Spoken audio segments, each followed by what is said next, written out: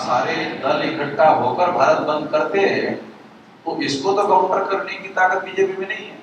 52% OBC को counter करने के लिए 50% महिलाओं का मामला टेकअप किया। तो केवल बीजेपी को ही महिलाओं को नॉमिनेट करने का अधिकार नहीं मिलेगा, कांग्रेस को भी महिलाओं को नॉमिनेट करने का अधिकार मिलेगा। वो एससी एसटी के 131 मेंबर पार्लियामेंट है, उनको कोई बेनिफिट नहीं हुआ अभी तक, महिलाओं को क्या बेनिफिट होगा? इंडिया को इतना मजबूर कर देना चाहिए, इंडिया गठबंधन को, कि भाई अगर आप हमें सीटें नहीं देते हो तो हम इन सीटों पर लड़ रहे हैं, आप वहां पर अपना कैंडिडेट मत खड़ा करना और बाद में हम आपको सहयोग कर देंगे, लेकिन अपने अस्तित्व को मिटा के और किसी को हम खड़ा कर दें और फिर वो जो है हमें क्यों पूछेगा। हमें कांग्रेस नहीं, हमें को अपना अभी रजूत करना है, बहुत हमने कांग्रेस बीजेपी वाले की जो स्ट्रेंथ है वो साउथ में नहीं है, यहाँ है। महाराष्ट्र में 3 बड़ी पार्टियां इकट्ठा हो गई है, बड़ी पार्टियां इकट्ठा हो गई, 3 बड़ी पार्टियां, फिर भी पवार साहब मेरे पास आ रहे।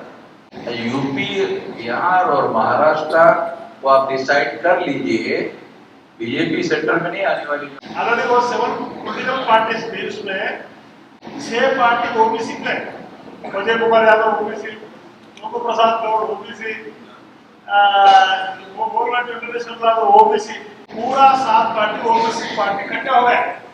ओबीसी को समझ में आ गया हमारा मुद्दा कोई बीजेपी के आगे सुनने वाले नहीं है।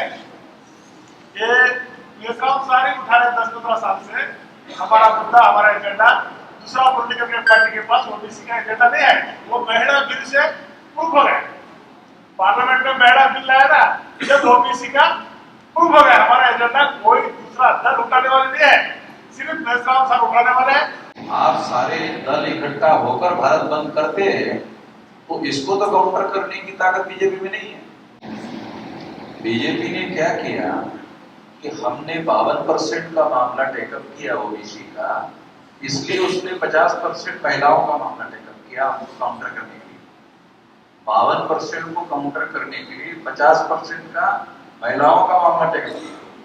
52% ओबीसी को काउंटर करने के लिए 50% महिलाओं का मामला टेकअप किया।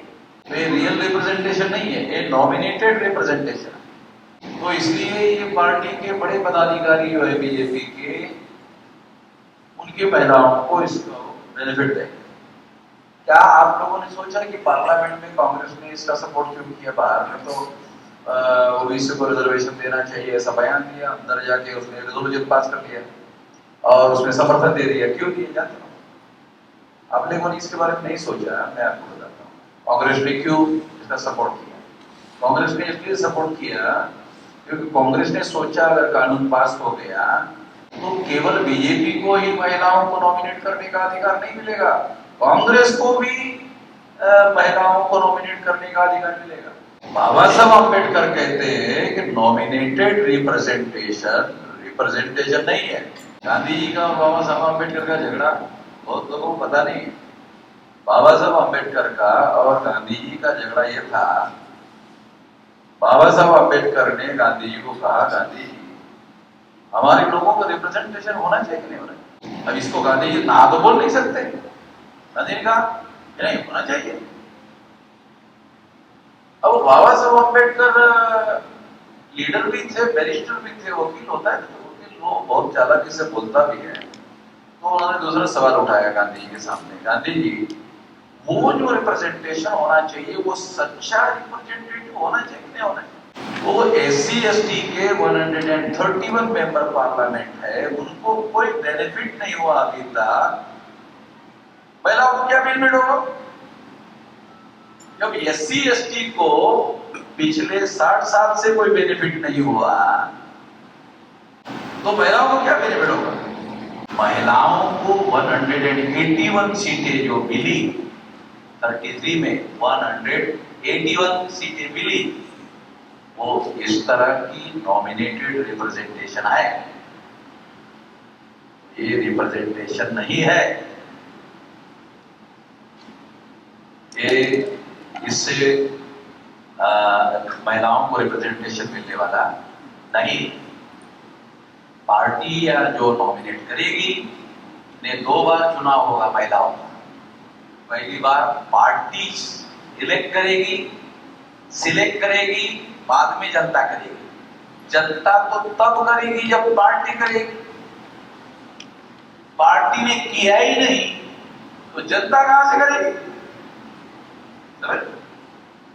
तो इसलिए जो पार्टी करती है वही उसी में से एक जनता करती है।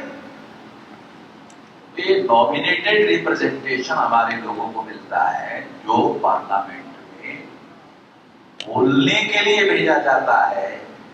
चाकू, छुरी, बंदूक, गोली का जमाना था जिसको चलाकर सत्ता हासिल की जाती थी। एक समय जमाना बदल गया, लोकतंत्र आ गया।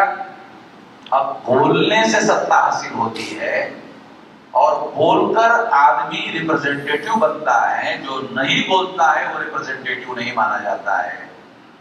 तो हमारे SC/ST के जो लोग हैं उनको पार्लियामेंट में बोलने नहीं दिया जाता, वो बोलते नहीं है। और कभी बोलते हैं तो पार्टी उनको लिख कर देती है, वो वहां बोलते हैं। ये बात तो इसलिए ये जो नॉमिनेटेड रिप्रेजेंटेशन है इससे बहुत ज्यादा खुश होने की बात नहीं है। मैंने उसके बारे में अभी भी आपको कह रहा हूं और उस समय भी मैंने ये कहा था कि ये महिलाओं को रिप्रेजेंटेशन नहीं मिला है। ये तो 52% OBC का मुद्दा एजेंडे में आया, हमने लाया, उसको काउंटर करने के लिए 50% का मुद्दा सामने लाया। 52 काउंटर में 50 ये मामला है, ये दावपेच का मामला है। तो इसलिए ये राजनीति में होता रहेगा और आपके पास अगर ताकत है तो आप काउंटर कर सकते हो। वही अभी ताकत हमने बनाई तो हम काउंटर करेंगे। इंडिया को इतना मजबूर कर देना चाहिए, इंडिया गठबंधन को, कि भाई अगर आप हमें सीटें नहीं देते हो तो हम किन सीटों पर लड़ रहे हैं, आप वहां पर अपना कैंडिडेट मत खड़ा करना और बाद में हम आपको सहयोग कर देंगे। लेकिन अपने अस्तित्व को मिटा के और किसी को हम खड़ा कर दें और फिर वो जो है हमें क्यों पूछेगा। तो थर्ड फ्रंट पर तो खड़ा रहना चाहिए मोदी के साथ। और दूसरा मैं कहूंगी कि हम तो चाहते ही है कि सबको सबका रिप्रेजेंटेशन मिले। अगर मैं कह रही हूँ अभी भी, मैं अलायंस की ही बात कर रही थी कि अगर बाबा मेश्राम जी और OBC के कुछ नेता, ST के नेता, यही अगर इंडिया के किसी प्रतिनिधित्व से मिलेंगे तो ये सब मिलके जाने चाहिए कोर कमेटी। ये ना हो कि राजकुमार सैनी जी अलग मिल रहे हैं, ये अलग मिल रहे हैं, कोई और अलग मिल रहा है, तो हमारी पावर जो है वो बढ़ जाती है। इसीलिए वो हमें जो है इम्पोर्टेंस नहीं देते हैं। तो मैं सोच रही हूँ कि महिलाओं का प्रतिनिधित्व भी आपकी कोर कमेटी में होना चाहिए, OBC का भी होना चाहिए। वो जो डिसीजन लेगा उसके बाहर आपको नहीं जाना। कि राजकुमार सैनी जी को कह दे कि छोड़ो इनको, मैं तुम्हें दे दूंगा, तो वो गलत होगा। तो एक डेलीगेशन बनना चाहिए कोर कमेटी का, उसमें महिलाओं का रिप्रेजेंटेशन भी होना चाहिए, OBC का, ST का। अलायंस नहीं कह रही है, टिकटों की बात नहीं कर रही। और अपना बच्चा हम इकट्ठे रहेंगे। जितना हम इकट्ठे रहेंगे उतना हम जो है मजबूत रहेंगे। हमें कांग्रेस नहीं, हमें तो अपना अभी वजूद बनाना है। बहुत हमने कांग्रेस बीजेपी नेशनल दस्तक की आपसे गुजारिश है कि अगर इसको बचाना चाहते हैं तो नेशनल दस्तक को सब्सक्राइब करने के लिए रेड कलर के सब्सक्राइब बटन को दबाएं, फिर बेल आइकन की घंटी दबाएं। नेशनल दस्तक को बचाने के लिए बहुत जरूरी है कि हर खबर को शेयर करें, लाइक करें, कमेंट जरूर करें।